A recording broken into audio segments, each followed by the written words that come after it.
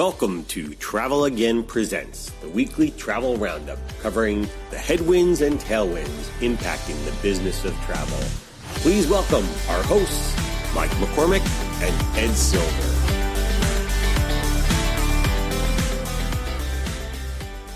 Hello, Mike. Nice to see you. Good to see you, Ed. All right. Welcome to the Travel Again podcast. Mike, this is a spotlight edition, and today we are spotlighting a company that is rethinking loyalty at its core. Very cool. Yeah, loyalty is very hot, as we know. It's a big focus of certainly every travel brand out there. There's a plethora of programs out there that people to try to pick from, use, manage, and probably half of them they've probably forgotten they're even a member of. But there's a lot going on in this space, and in the intersection of that, and certainly all the advancements in technology and AI, be really interesting topic for today. All right. So speaking of it, Mike, let's just jump right in. We are going to be spotlighting a Focusrite Innovation Award winner. They are working to transform how loyalty rewards work for both consumers and brands. And like I said, he won this award, and as part of it, he had a chance to come on and spotlight his company as part of our relationship with Focusrite. So I am thrilled to have him. Okay, we will welcome to the stage Robert Wesley. He is the founder and CEO of My AI and co-founder of the Me Protocol. A former international diplomat, Robert previously founded a graph computing company whose platform was adopted by law enforcement and security agencies, a nonprofit with researchers across dozens of countries, and spun up an AI and blockchain venture studio. Please welcome to the stage, Robert Wesley. Thanks, guys. Hey, Robert. Well, first off, congratulations on the award. Congratulations. Nice work. No, I really appreciate it. No, we're very pleased and very honored.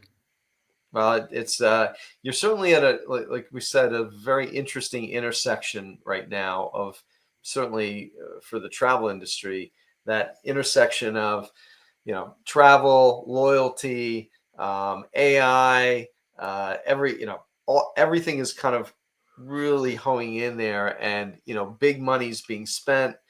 We contend it's going to really, I'd say, transform a lot of the power. There'll be a power shift in the industry that's all related to this. So I think you're in a really, really interesting sector. Yeah. And before we dive into it, though, and dive into the business, look, a little bit of like how you got here. I mean, everybody has their story, right? In terms of like your past experiences and what led you here. But, give us a couple minutes on you and your journey to today. Yeah, thanks so much, Mike and Ed, for having me on. Yeah, my journey of getting here to this podcast is quite circuitous. I started off doing something completely opposite of loyalty rewards, or I just like completely different field. So as you mentioned in the intro, I worked as an international diplomat. So I worked for the United Nations and international organizations. So I was also at the International Atomic Energy Agency. I was one of the lead experts in the world on illicit trafficking of nuclear weapons material. So when things were stolen out of the former Soviet Union and sold on the black market, I would sort of pop up and try to figure out where that stuff came from. And I sort of learned software development the hard way. And I just needed really complex analytical tools for my work. And so I started figuring out how I could get those developed. And that really spurred an interest in this software creation. And software is like this putty that you can mold into like sort of whatever creative ideas that you have. And I really love that. And so I've since created a few companies now, as you mentioned, deep tech work with graph computing and network-based analysis, some AI and blockchain. Also have done nonprofit work and investments in venture building. So I come from lots of different sort of subsectors. But I guess in terms of a thread of life, they're all connected. Right. Yeah. Right. Well, and so kind of leading up to where you are today and what you've been working on, what problem are you trying to solve for consumers? Like what, we all think of loyalty from a personal consumer perspective, I think generally in a positive way. But so where's the problem you're solving? How does this benefit the consumer? Yeah, so I think it's very important to start with the consumer. So a lot of the time Yes. we're very focused on B2B relationships, especially in travel and hospitality. It's all about these relationships that we think that matters the most, but it's really the consumer approach that matters the most. And this is becoming more and more important. Hopefully, I get to talk about that a little bit later. But from a consumer's perspective, when we're talking about loyalty rewards specifically, there's a number of sort of well-known issues. So I think we've all started accumulating lots of different loyalty points from different loyalty programs. Their statistics are something like on average, 8 to 14 in the US. Someone, I think maybe Ed the other day told me maybe he has 100 different loyalty programs in which Yeah, he's a. I I don't, do. I I don't know counted how them you at one keep that point. organized. I Yeah, so don't. Yeah. there's this general problem of how do you get organized and how do you keep this organized, and why should I care about these loyalty programs when I don't even remember subscribing to them. Then you have the case where, okay, you've given me points or miles in a program, but I have no idea what I can get for them. And in fact, last year I could get a lot more with the miles that I had than I can this year. So it seems like everything's depreciating in this sector, and maybe people are losing general interest in this type of rewards program. And Right. you can look at some statistics and you can see a decline, especially with certain demographics, under 50, especially in enrollments and usage of loyalty points. And so you have to ask yourself these questions of, oh, why is that happening? Are we really making it easy for businesses, for consumers to know about the rewards they have, to be able to quickly use them, and to actually get value out of these rewards? So this is the problem set that we're addressing from the consumer's perspective. Well, and I think there's a little something there too, where there's that old kind of thinking around breakage and how it's like a positive thing if there's a whole accumulation of miles and points and everything, and somehow that I'm getting the loyalty without having to pay the price. But the realities are that it's kind of an empty. I think it's an empty promise or an empty kind of feeling for the consumer. Like, I mean, you're not seeing if I'm not really getting the value, then it's just again that relationship with the brand is not really forming, and it's yeah, it's interesting. One of the things when we talked before too, and kind of leading into the kind of stepping back and looking at the bigger picture around loyalty and what's happening, you really, one of the things that really struck me in your philosophy and kind of thinking about this is this whole notion of kind of having an open versus closed mentality with programs, and kind of loyalty right now, the inflection points that we're at. Like, tell me a little bit more about that. I found it really interesting. About the inflection side of things, Yeah. where we're heading. Wow, this is what makes this space really interesting for me. As you know, from my background, I could be working in dozens of different spaces and Right. tackling lots of different types of problems. So why is this problem really interesting for me right now? Is because I feel like we're in this almost inflection point from a consumer behavior perspective, from the dynamics of what consumers expect out of the businesses that they work with the brands that they want to engage with and be loyal to, and from, let's say, the lens of loyalty rewards. You have a big change here. So in the past, it was perception that a customer or a user has to be loyal to the business themselves. So that's like the loyalty dynamic. Right. This customer is loyal to us. What's changing now is that there's an expectation that the businesses need to be loyal to the consumer. And that's not just a sort of play on semantics or something.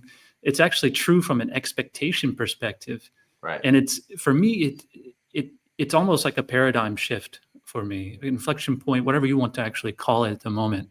There's this antiquated system of, you need to do something for me to earn loyalty from me, from a brand's perspective, to the brand necessitating to go out and go the extra mile to prove that they're providing value to their customer. And so you have this need to create a more ongoing, more dynamic relationship between the business and the brand. And old loyalty programs are just not able to do that. Right. And secondly, I think it's quite important right now when you consider machines coming more into the equation. And I'm not going to sort of go into the technology side of things necessarily, unless you guys want to go deep there. But I think it's important because to understand that consumers are very much emotionally driven with loyalty. They need to feel something from the business. They need to feel the love from the business. You can only game that so much. But on the other hand, machines are starting to intermediate on behalf of consumers more often with businesses. And this is just going to accelerate dramatically over the next 12 to 18 months. Yeah. And I think this is really the exciting point. And so what do you do from a loyalty perspective? So on the one hand, you have the consumer, which is very emotive. The experience needs to be very emotive for them. But the machine, they're not emotional, at least not yet. And so you can't really fool them. You can't trick them with the same psychological tricks that we used to employ in loyalty schemes. You have to really provide value to them, and you need to demonstrate the value of what you're giving the customer as a return for their loyalty. And I think that's the change that I think executives need to start getting their heads around. Yeah, I think that's really important. Like, if I could just interject, I mean, one of the things we've talked about at Travel Again Advisory with some of our clients is that consumers will be loyal to whatever systems, platforms, AI agents, or brands that know them the best and personalize their experience and have a memory about who they are. And so, in ChatGPT, as an example, it really knows me really well at this point, has a great memory about who I am, my family, and it can provide loyal recommendations that are really personalized. And I would argue whoever cracks that code really will make that leap, Robert. Yeah. And so kind of we talked about the consumer, generally this kind of changing marketplace, environment. And, you're in effect, talking about really, and you are creating a loyalty marketplace that's really different now. But now I'm a brand, and I have a loyalty program of some kind. And, the old thinking is, okay, I've got my brand. I want to connect with my customers, and I want to keep them in this really closed environment where they only come to me. Now, in this environment now, that's not realistic. But so if I'm a business, why do I get excited? Like, what makes me want to basically open my program, participate in a marketplace, have my loyalty program alongside of others? Like, help me understand, where's the value in doing that? Yeah. So you're sort of drawing on a couple of things. So one is this idea of like closed versus open programs or closed versus open systems. And I think we can all sort of generally get the feel that a consumer and market sentiment is moving towards open programs. Connectivity is more important. Yeah. Being able to interoperate or being able to use currencies and rewards across different businesses is currently, this is where the market is heading right now. But we still kind of suffer a little bit from this old mindset of it's my customer, Right. and it's mine, and why would I ever let them do anything except for within my own ecosystem? Right. Well, but by default, when you take that attitude, you're limiting the value that you can actually provide to the customer. So now the new paradigm, it's all about what value I can drive my customer. So you have limited redemption options. You have limited touch points for your customers, so they're not hearing from you in a meaningful way anymore. You're not engaging with them in a meaningful way anymore. They're tired of your rewards program. They don't find value in it, and they wish it could do more. They feel like they've earned the rewards from this program, so why are you restricting them? Now, let's break out of that. So how do we break out of that system? So allowing your customers to be able to use their points, to use their rewards across a whole host of other brands and products dramatically increases the value of your program for your customer. So that's the first thing that you're doing. You're driving them real value. And remember, machines will understand that perfectly. You can't Right. trick the machine. They will Right. immediately see that that's a valuable program to be enlisted in. Now, secondly, there's the long-term engagement with the customer. So if you're a brand that you have infrequent purchases, let's say once every year, and you have this, how is the consumer ever going to think about you as a business? Are you going to send them a newsletter? Well, maybe they read it, maybe they don't. But if they're using their rewards, if they're using their points across different products, you can automate the reach out and the touch with that consumer and help them remember you during that process. I say, oh, I hope you enjoyed that scarf you just bought in Milan. We're very happy to provide that to you. Call Right. to action. Would you like to earn more from our brand, etc.? So that creates an emotive experience for the consumer, which is what you want to hit on. Yeah. Oh yeah, that brand really cared about me, and they were willing even to let me do this on another product business's brand. They must really love me. And then the third aspect of that is that you can actually use rewards to acquire new customers. Right. And so in a closed program, that's impossible. No one cares that you have a rewards program. No one knows about it. And in a more open program, you can attract new customers from around the whole ecosystem into your product. So this is important for independent brands, brands that want to grow their market share, want to get their products in front of people, and really want to show that they're a customer first business. So there's the three value points I think that I would hit on with most businesses regarding rewards programs. Yeah, and I think you're right. I mean, when you bring it back to fundamentals, you can see, like, depending on the size of the program, the brand. I mean, you have the Marriott Bonvoy on one end of the spectrum, and then you have like a small boutique hotel chain, for example, in the hotel space, who maybe have a small handful of properties that they have a really valuable program, but for them, it's how do I get new members? Right now, having said that, even listening to the last earnings call of Marriott, what's highest on their agenda? Growing Bonvoy and adding more members. So, like, I mean, it doesn't really, like, you have that need across the entire spectrum. It's just such a valuable program for them. I mean, Yeah, well, yeah. But you think about, like, so I think of that aspect. It's kind of a no-brainer. I think the interesting part is, like you said, it's really the mindset that you're tackling. It's really not the realities of how a brand could benefit by being participating in a more open marketplace and what it could mean for the customer and everything else. It's that little bit of it's that leap of faith, like you said, about, well, if I do this, yeah, I have some risk, but at the same time, the realities of what and the benefits of what I can get back. And it's like you said too, it's like, do I think that brand ultimately connects with me, cares about me? Even the point, Ed, you made, like, too, about, that, it's been a personalized experience that, like, do they really know me? Yeah. Do they know me? Then you're taking loyalty into a different zone, which is really positive. So very interesting. So this is like, you have to, just to expand a little bit on that point.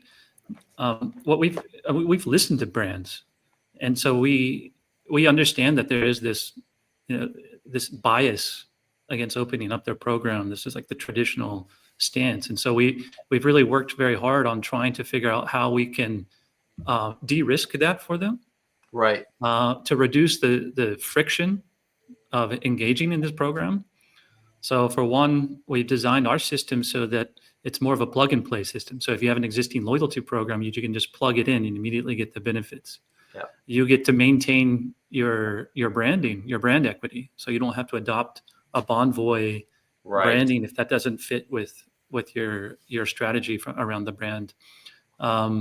You can spin up a program without hiring additional staff. So that's like a key consideration. Do I have to launch a new department if I want to increase or launch a new program? And you don't have to do that anymore. And so this is, I think when you want real change to occur in the sector, you have to solve a lot of these really hard problems for the businesses to allow them to adopt quickly and with less risk.